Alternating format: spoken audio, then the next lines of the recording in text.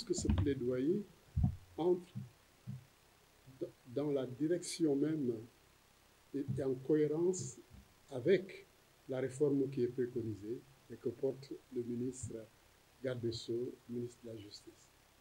C'est quoi la réforme? C'est diminuer les longues détentions, encadrer les détentions provisoires.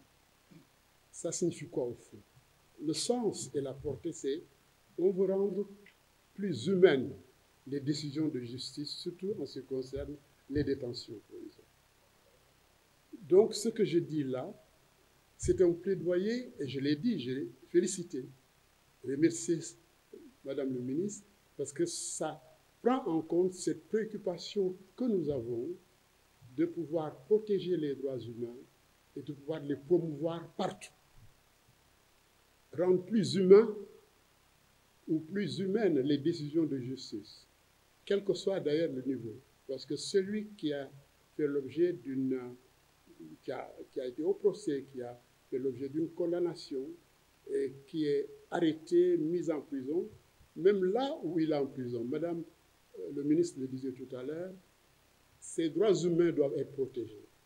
On doit faire en sorte que les conditions soient meilleures. On doit faire en sorte d'humaniser là où il vit, du fait qu'il a porté tort, préjudice à la société, et que la société, selon ses règles, l'a mis là en attendant pour qu'il puisse purger une peine correspondant à sa faute.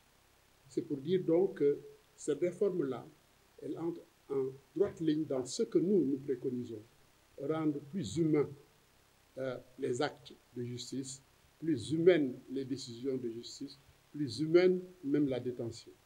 Mais il y a toujours des recours. Quand une décision de justice, parce que vous savez, la justice, ce n'est pas une chambre, un niveau, c'est plusieurs. Vous pouvez avoir une décision de justice, mais l'autre partie fait un recours, il y a un appel, on va à un autre niveau, au troisième niveau, jusqu'à la fin, la Cour suprême. Je pense que de ce point de vue, donc, il faut toujours prendre le soin, avoir la lucidité, mais surtout la probité et le sens même de la justice pour comprendre que tant que la décision finale ne tombe pas, l'acte lui-même reste encore en suspension. Donc, je pense qu'il faut le comprendre comme ça. Vous êtes dans la question électorale. Je ne pourrai pas y répondre, moi je suis ici pour une autre question. Maintenant, ce que je peux vous répondre de manière claire, c'est qu'il y a de la controverse dans toutes ces questions. Certains pensent ceci, d'autres pensent cela. Laissons le juge suprême en décider. Mais je crois qu'ils sont dans leur rôle. Mais moi, je les ai reçus, ces organisations des droits de l'homme, mais nous avons discuté. Et la question sur laquelle nous sommes tous d'accord, c'est que fondamentalement, les droits humains au Sénégal sont respectés.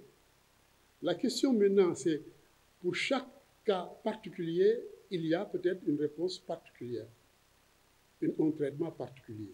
Mais de manière globale, parce qu'on ne peut pas parler des droits de l'homme comme ça, pour même faire un bilan, sans poser de manière claire quels sont les droits. Parce que les droits, quand même, sont nombreux, sont multiples. Donc, quelle que soit la matière, il s'agit de poser le cas, quel est le cas, quel est le problème, et quelle est dans ce cas, dans ce problème, la posture que doivent avoir les défenseurs des droits de l'homme, quelle est l'humaine condition qui est remise en question, pourquoi, en rapport avec quoi. C'est comme ça qu'il faut poser les problèmes.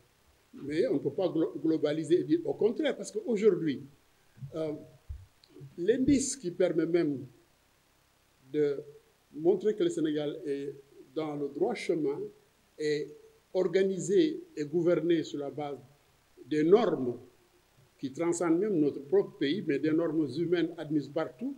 C'est l'invitation dernière du président de la République comme personnalité d'honneur au niveau du 75e anniversaire de la Déclaration universelle des droits de l'homme. Non seulement invité d'honneur chargé de faire un discours à l'endroit de l'humanité tout entière, du monde tout entier, mais dans une interaction de répondre aux questions qui lui sont posées. Je crois pouvoir dire de manière très claire qu'il a été ovationné de manière particulière et tout le monde admet que le Sénégal respecte fondamentalement les droits de l'homme et applique les conventions dans lesquelles il est parti par rapport à d'autres partenaires pour le respect de la bonne gouvernance, des normes de bonne gouvernance et des droits humains.